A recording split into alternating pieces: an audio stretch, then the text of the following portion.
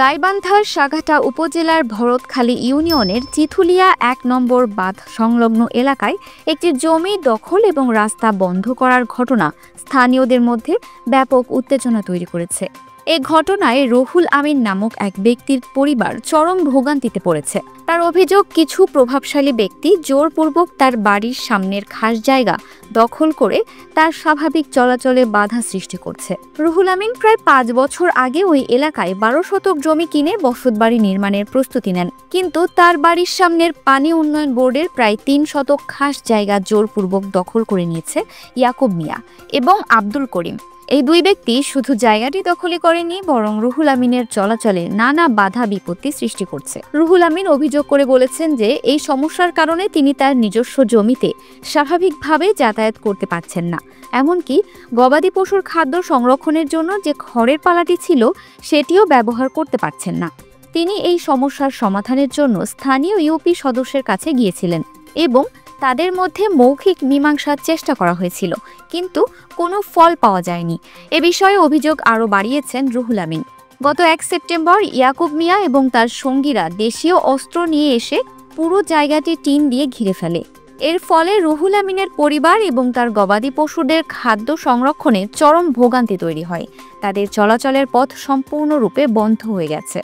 আমার নাম রাকলিমা। আমার স্বামী বাড়িতে আসিল না। সকালবেলা কয়েকটা চ্যাংড়া বাংলা নিয়ে এসে হাতের বাতি নিয়ে এসে ওখানে মনে করেন বেড়া বান্ধিয়ে মানুষকে দাঁড়িয়ে থুয়ে হাতের বাতি নিয়ে করছে, দখল করছে। তা আমরা সারাদিন হলো একটা গরু পর্যন্ত ফল দিতে পারিনি। কালকে সারাদিন গরু উপোস আসছিল, আজ পর্যন্ত গরু উপোস আছে। আমার মেম্বার সারাদিন ঘোরাফেরা করার পর এত যাচ্ছিল, এসে কয়া গেছে, এখনো পর্যন্ত তো মেম্বার আর আসেনি। তা আমার গরু কি না খায়া থাকবে? খুব সে তাই বুঝবে, সে তো আমি কর পাবো না। হ্যাঁ, আমার কাগজ দেখাতে পারবো। আমার নাম মোহাম্মদ আহমদ আলী, আমার আব্বার নাম তালেব আলী। বড় ভাই জায়গা কিনছে বাড়ি করার জন্য। বাড়ি করার জন্য জায়গা কিনে দলিল সব ওকে করার পরে যে মানে মাটি কাটতে হচ্ছে, মাটি কাটতে বাধা দেওয়ার পরে মানে কেন সেই অবস্থা থাকতে মাটিও আর কাটতে পায় না, বাড়িও আর করে পায় না। হঠাৎ করে মানে এখানে আসিয়া মনে কেন কওয়া নেই বলা নেই, মনে কেন টিন দিয়ে বেড়া দিয়ে মনে কেন একবার দখল করি নেয়। যদি কওয়া যায় কয় জায়গায় সরকারি জায়গা আমরা দখল করি, এখানে তো আর কারো কিছু নেই, তোমরা জমি কিনছো জমি জায়গা থাকো।